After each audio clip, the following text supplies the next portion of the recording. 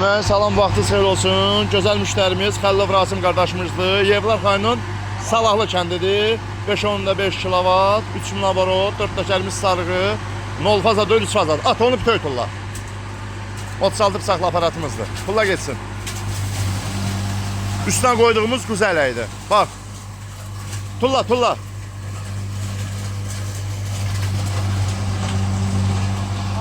İş budur, keyfiyyət budur. Bax, presini atmağına bax. Götür. Özdə bu nədir? Bir yandır deyəsən ha. Bax, elə də tulla ona bax. At, bütöy tulla. Bax. At geçsin. Tanışan usta sarxan biləsi var balasıdır. Batırma, özü batırma. Ağzını döndər bəri, özü batırma. 5.5 kilovat, 3000 abarot, 3 faza, 36 bıçaqlı. Presin qalınlığına bax. Göstər bir dənə bunu. Qalınlığa bax, qalınlığa, böyürdən. At, bütöy tulla onu. Özə şaxlı bir yandır da o. Hə? At, bax. Pres şeydən kesmir, təkərdən kesmir, bax.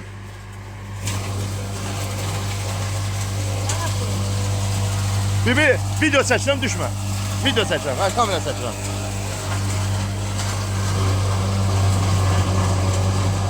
En güzel bu tez getmə.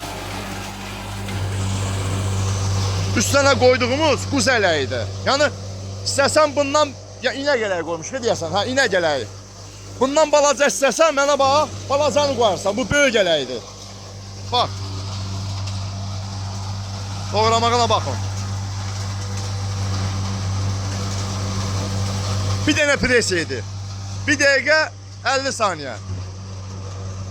Rahat doğrasan 1 dəqiqə 1 pres. At geçsin. O sənin vaxtımız getdi danışmağa, çəkməyə, xodlamağa.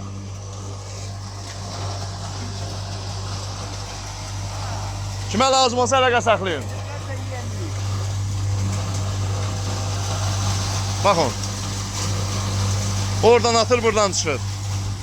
İş budur, keyfiyyət budur. Çatdırma, quraşdırma pulsuzdur. Qiymətdə 1200 manatdır, deyirəm. Nətər doğradı qardaş? Əladır, qəşək günlük, söndür. Biraz da yemiyor.